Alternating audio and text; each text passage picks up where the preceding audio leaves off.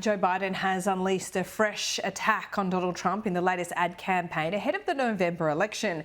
The US president has capitalised on the Republican candidate's trial, labelling him a convicted criminal. Joining me now is former White House Chief of Staff and now Fortnite Partners consultant Mick Mulvaney. Mick, great to see you. Perhaps this ad is going against some of the conventional wisdom that it's only boosted Trump among his supporters. Yeah, LJ, it was fascinating. I saw it this morning on television here for the very first time, and I've seen some really harsh political ads in my day. This is about as aggressive as it gets, at least at the presidential level. Sometimes you'll see really nasty stuff in local and statewide races. But this was a full-on frontal attack by the Biden campaign against Donald Trump, calling him a convicted felon, questioning his character.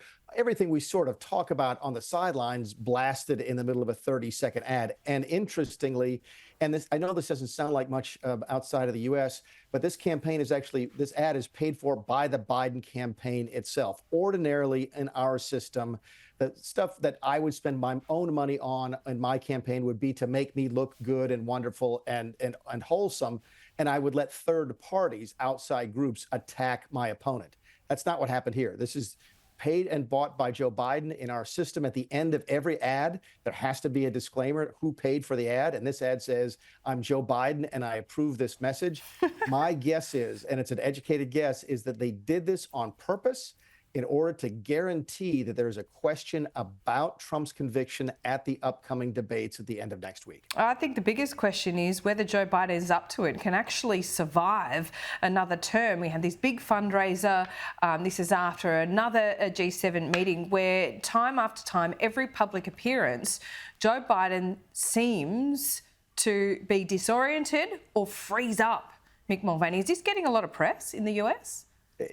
It finally is, and not just inside the right-wing sort of media here. The head bump on the Pope made the headline of a couple major newspapers. I don't know if you saw that in Australia, but he went to go talk to the Pope and actually bumped heads with the Pope as he was bending down to speak to him.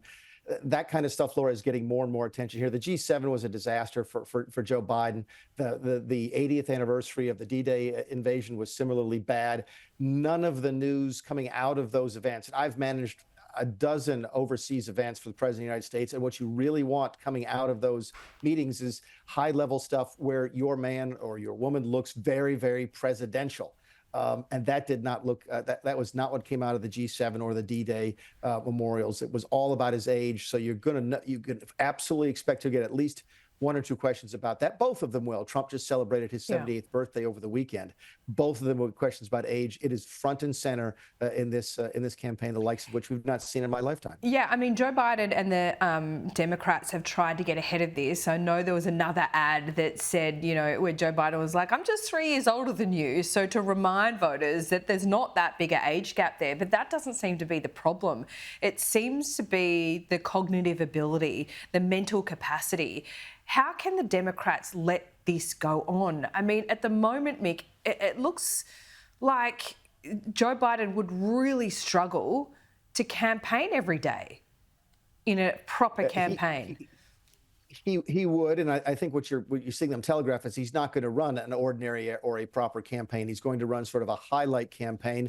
This has been tried in the past. I think you and I have discussed Jimmy Carter tried this. I mean, Jimmy Carter from the Rose Garden, yeah. Yeah, really? That's exactly right. You be presidential and you do more set pieces. You do more ribbon cuttings. You give more speeches to groups, and you do set pieces as opposed to sort of glad handing with aspiring voters and so forth. You can try it. They have to try it. Look, there's a lot of discussion here now about whether or not this first debate is timed so that if Biden has a really rough time of it, they can replace him. The Democrats can replace him. All the Democrats I talked to said that's simply not possible, not likely. They don't have a next in line. One of the reasons that Joe Biden is still there at the top of the Democrat Party is he is the easiest person for them to choose. Kamala Harris has her detractors. Gavin Newsom has her detractors. Go down the list. And Joe Biden is sort of the one that everybody is sort of okay with. And if you start to go to the next level, it can create real divisions in the Democrat Party, even more so than you're seeing now. It's just wild to think that they just cannot come up with an alternative plan here. I mean, if we talk about the proverbial bus, Mick, who would it be? Well, Kamala Harris. If it's the literal bus, Well, and it's the Democrats think that would be a disaster, essentially. They do. She's probably less popular than the president, and for different reasons. She's just not perceived as being competent enough to do the job, even when she is sharp, and she's my age, and she is very sharp. But they just don't. That. They don't. Imagine seeing the commentary around you're not being competent enough compared to Joe Biden. It's a pretty bad indictment, isn't it?